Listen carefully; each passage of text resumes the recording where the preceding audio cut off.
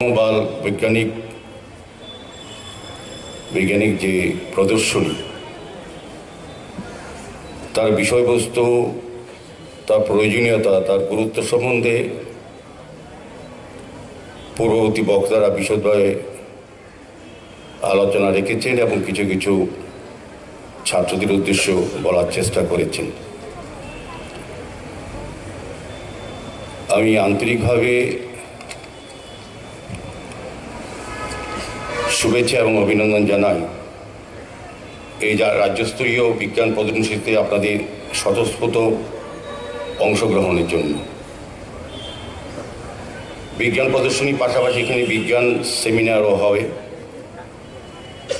এবং সেমিনারের বিষয়বস্তু হচ্ছে স্বাস্থ্য এবং দীর্ঘস্থায়ী ভবিষ্যতের জন্য মিলেট।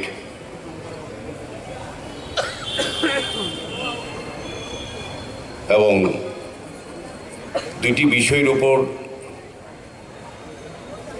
কে সামনে রেখে এই 52তম বাল বৈজ্ঞানিক প্রদর্শনী অনুষ্ঠিত হতে যাচ্ছে। আমার বিশ্বাস এবং প্রত্যাশা এবং ধারণা এই সেমিনারে যারা অংশগ্রহণ করবে বা যে বিষয়বস্তু থাকবে এবং আলোচনায় যারা বিষয়বস্তু উপস্থাপন করবেন তার থেকে যারা আমাদের স্টুডেন্টরা অনেকটাই এই ক্ষেত্রে সমৃদ্ধ হবে। বিজ্ঞান প্রদর্শনী হচ্ছে আমাদের কল্পনা এবং সৃজনশীলতার সঙ্গে বাস্তব অভিজ্ঞতার মেলবন্ধন ঘটানোর একটি বিশেষ মঞ্চ। রাজ্যের সমস্ত জেলায় প্রতিভাবান ছাত্রছাত্রীরা জেলা স্তরে বিজ্ঞান মেলা অংশগ্রহণ করেছিল। আমি ডিস্ট্রিক্ট লেভেলেও ওই ডিস্ট্রিক্টে বিজ্ঞান মেলা প্রদর্শনীতে ছিলাম।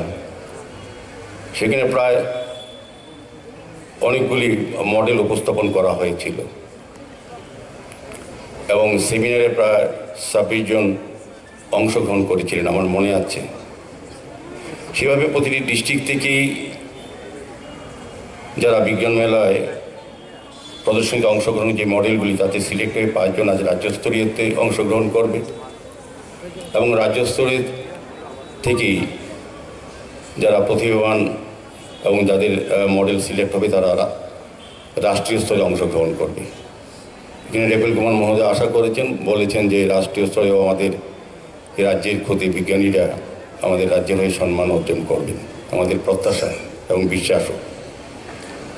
এটাই পুরস্কার হয়তো সবাই পাবে না, কিন্তু বিজ্ঞান মনস্ক হিসেবে তাদেরকে তাদের যে চিন্তাধারা উপস্থাপন করার কিন্তু সুযোগ এই মঞ্চে তারা এই অনুষ্ঠানে তারা পাচ্ছেন। এটাই হচ্ছে স্টুডেন্টের বা আমাদের শিক্ষার্থীদের একটা বড় প্রাপ্তি আমি বলবো। সবাই সব প্রতিযোগিতায় প্রথম বা সবাই পুরস্কার পায় না, কিন্তু অংশগ্রহণ করাটা তাদের মনে চিন্তা বা বিকাশ বা প্রতিভার কিন্তু একটা সুযোগ থাকে নিজের প্রতিভাকে প্রকাশ করার, বিকাশ করার বা সমৃদ্ধ করার ক্ষেত্রেও অনেকটা জ্ঞান অর্জন করা যায় প্রদর্শনীতে অংশগ্রহণ করলে।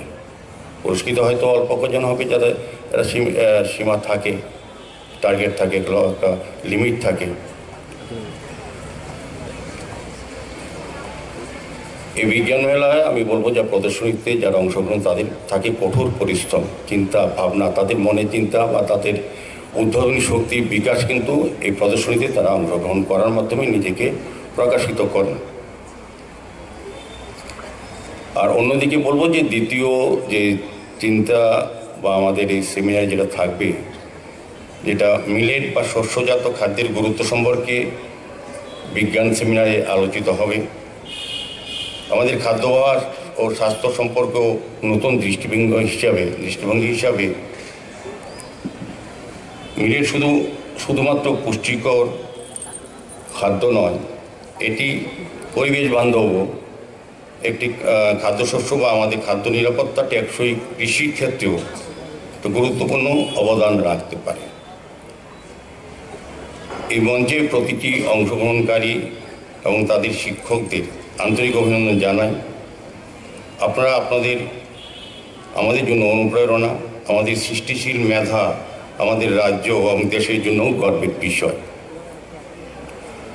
আমি এসসিআরটির পক্ষ থেকে মেলা আয়োজনের জন্য সংশ্লিষ্ট সকলকে ধন্যবাদ জানাই এবং এনসিইআরটির নির্দেশিকা অনুযায়ী বিজ্ঞান মেলার আয়োজন করার জন্য বা আকর্ষণ বাড়াতে সহায়ক ভূমিকা পালন করার জন্য ওদেরকে ধন্যবাদ জানাই।